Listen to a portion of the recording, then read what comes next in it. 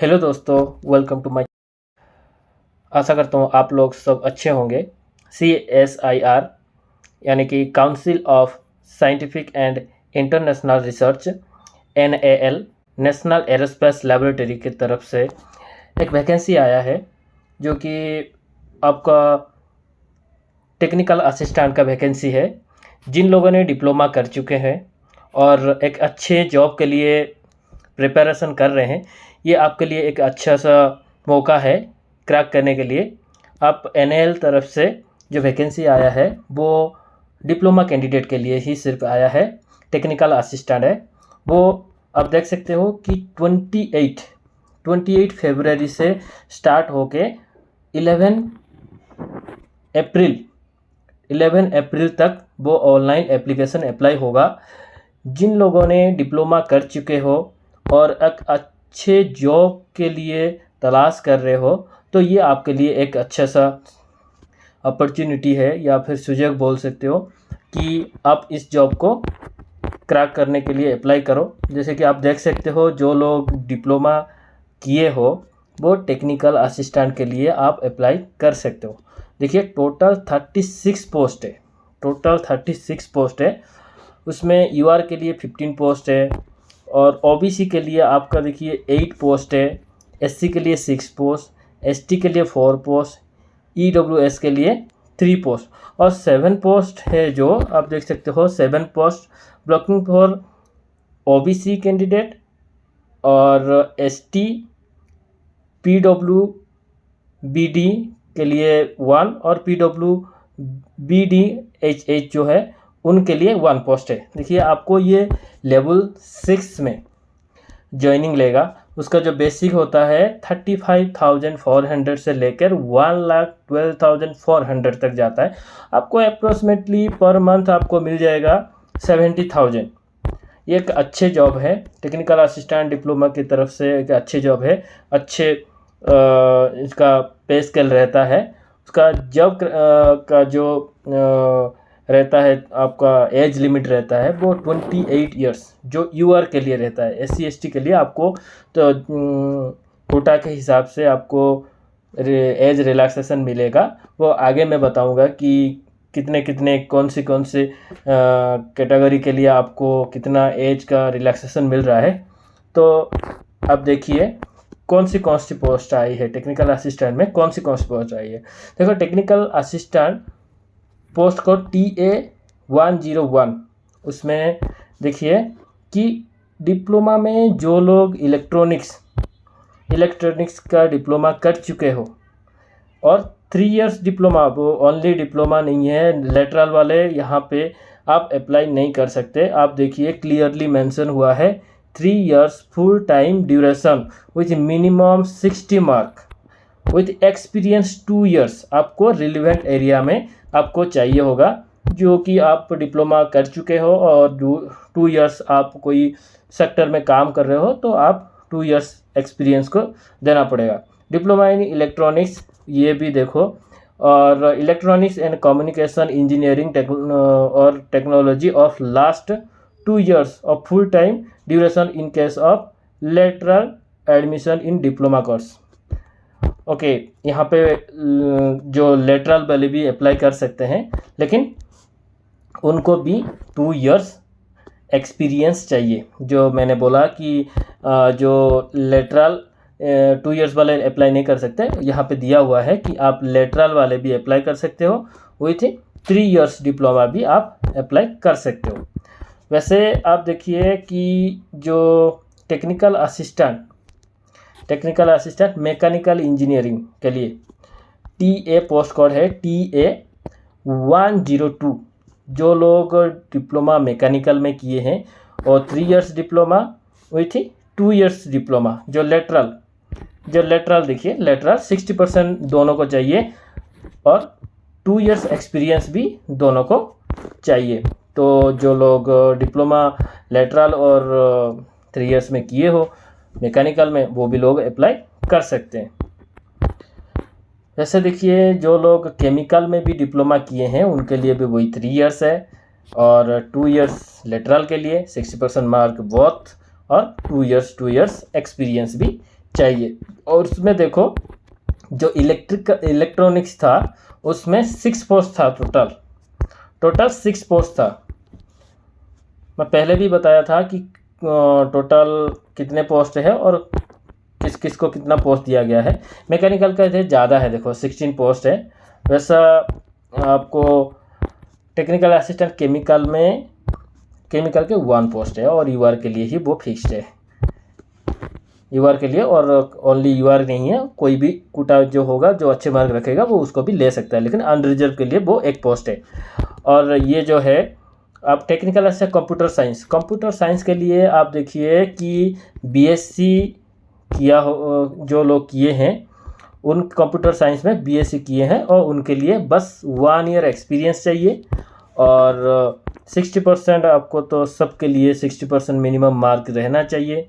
और डिप्लोमा, जो लोग कंप्यूटर साइंस में डिप्लोमा किए हैं कंप्यूटर साइंस में, लेकिन उनको 3 years diploma with 2 years experience. और जो लोग लेटरल किए हैं डिप्लोमा, उनको 2 इयर्स लेटरल का डिप्लोमा विथ 2 इयर्स एक्सपीरियंस। जो बीएससी किया है साइंस से, कंप्यूटर साइंस में, उनको बस 1 ईयर एक्सपीरियंस चाहिए होगा। और देखो जो डिप्लोमा बीएससी जो किए हैं क्या मल्टीमीडिया एंड एनिमेशन, उनको जो लोग बीएससी किए हैं उनको 1 ईयर बस चाहिए, क्या एक्सपीरियंस चाहिए। और BSc in multimedia and animation और इक्विवेलेंट मार्क वही 1 ईयर एक्सपीरियंस भी चाहिए। और एक है जो सिविल इंजीनियर है, जो लोग डिप्लोमा में सिविल इंजीनियर किए हैं 3 इयर्स और 2 इयर्स वाले, जो 3 इयर्स किए हैं उनके लिए भी 2 इयर्स का एक्सपीरियंस चाहिए। और जो लोग लेटरल भी किए हैं उनके लिए भी 2 इयर्स एक्सपीरियंस चाहिए। उनका देखो टोटल 2 पोस्ट है, यूआर और ओबीसी के लिए। वैसे technical assistant diploma in electrical and electronics engineering जो लोग किए हैं 3 इयर्स वाले, उनके लिए 2 इयर्स एक्सपीरियंस। जो लोग लेटरल किए हैं उनके लिए भी 2 इयर्स एक्सपीरियंस। उनका टोटल 2 पोस्ट है, एक यूआर के लिए और एक, टोटल 3 पोस्ट है, यूआर के लिए एक, ओबीसी के लिए एक और एसटी के लिए एक है।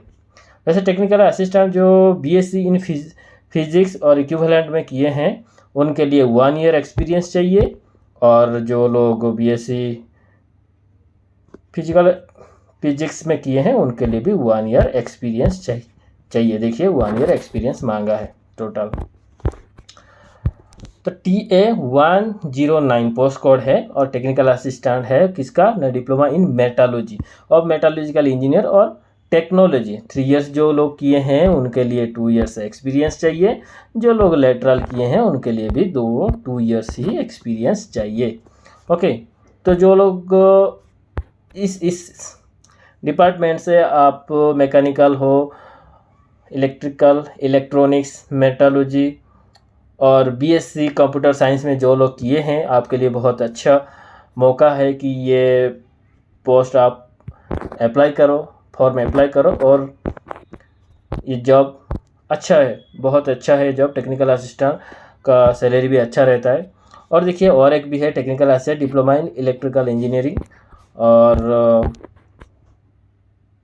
बीएससी, जो लोग बीएससी एयरक्राफ्ट मेंटेनेंस और इक्विवेलेंट में किए हैं, कितना 1 ईयर एक्सपीरियंस उनको चाहिए।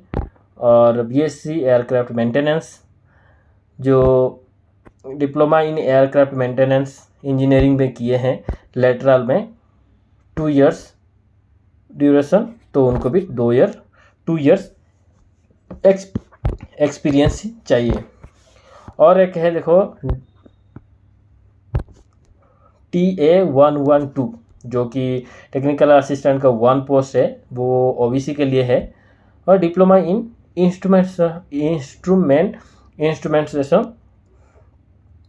इंस्ट्रूमेंटेशन के जो इंजीनियरिंग है उनका देखिए 3 इयर्स और वो फुल टाइम डिप्लोमा होना चाहिए और 2 इयर्स एक्सपीरियंस।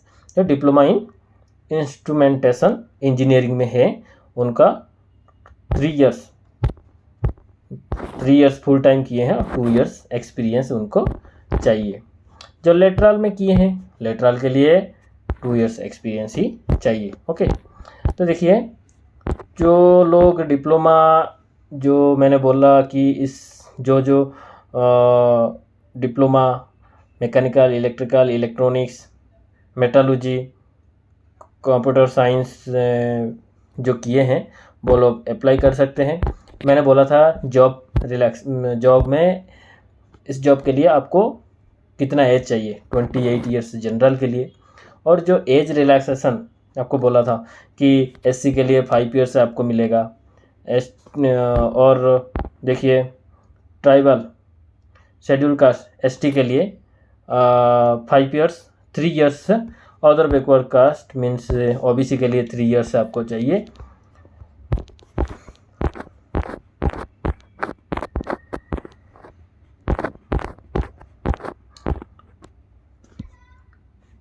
देखिए मोड ऑफ सिलेक्शन में क्या है कि मोड ऑफ सिलेक्शन में आपको कैसे सिलेक्शन किया जाएगा। Candidate are recommended by the screening committee will be invited for trade test.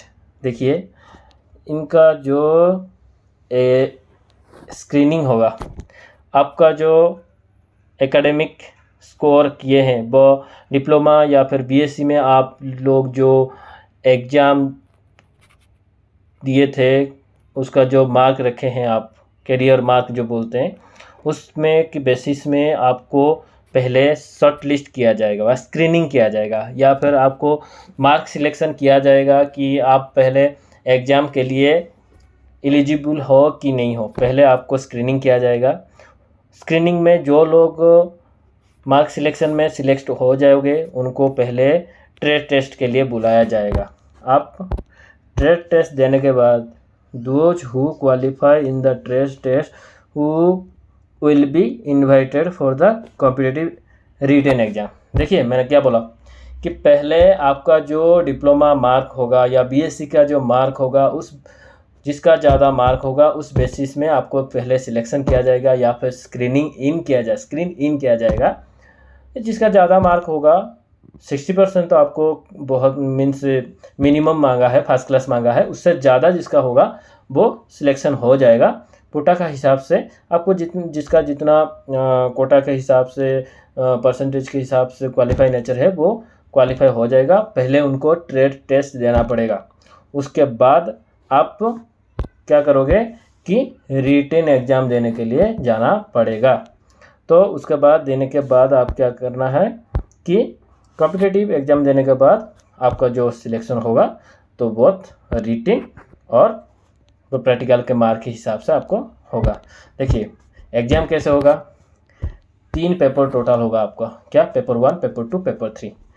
Paper 1 में क्या होगा आपका कि पेपर 1 में आपका एबिलिटी टेस्ट होगा, मेंटल एबिलिटी टेस्ट होगा। जैसे 50 क्वेश्चन रहेगा, 100 मार्क का रहेगा और 9 नेगेटिव मार्क। उसके बाद आपका रहेगा पेपर 2।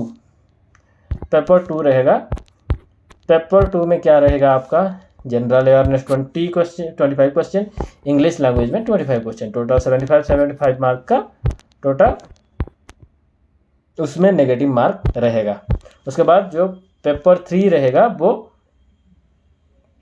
कंसर्न सब्जेक्ट मीन्स आप जिस फील्ड में हो, मैकेनिकल का हो मैकेनिकल, इलेक्ट्रिकल का इलेक्ट्रिकल, जिसका जो क्वालिफिकेशन होगा क्वालिफिकेशन के हिसाब से 100 क्वेश्चन होगा और 300 मार्क का क्वेश्चन होगा, उसमें भी नेगेटिव मार्क रहेगा।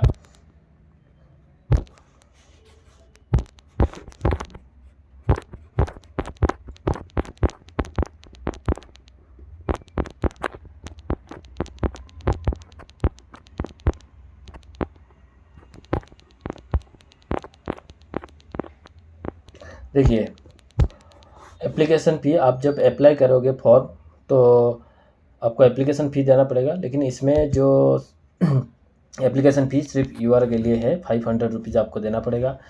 SC ST और PWBD वुमेंस एक्स सर्विसमैन के लिए एग्ज़ाम फ़ी एग्जाम्प्टेड, इनकी उनको एग्ज़ाम फ़ी नहीं पड़ेगा। सिर्फ जनरल व यूआर के लिए आपको देना पड़ेगा। जो यूआर कैंडिडेट हैं उनको देना पड़ेगा।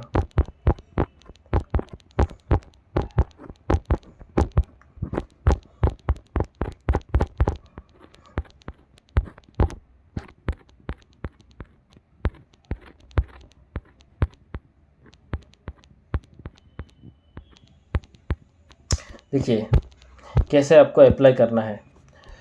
देखा वेबसाइट है www.nal.res.in। इसमें आपको जाना पड़ेगा।